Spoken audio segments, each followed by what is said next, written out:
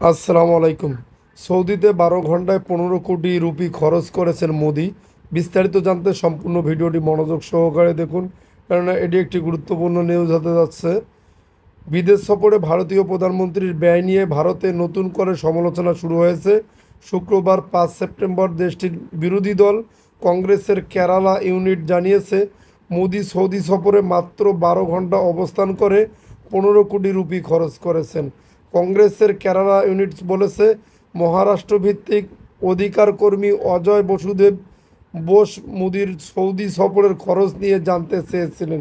তার সেই প্রশ্নের জবাবে সৌদির জেদ্দায় নিযুক্ত ভারতীয় কনসুলেট জেনারেল জানান, মোদি সৌদি এসে 15,54,03,792 রুপি খরচ করেছেন, যার মধ্যে হোটেল খরচ বাবদেই গেছে 10 কোটি রুপি। কংগ্রেস বলেছে, মোদির সৌদি সফরে প্রতি ঘন্টায় খরচ হয়েছে 1.25 কোটি রুপি। এর মধ্যে হোটেলে ভাড়ায় খরচ গেছে 10.2 কোটি রুপি। চলতি বছরে এপ্রিলে সৌদিতে যান মোদি।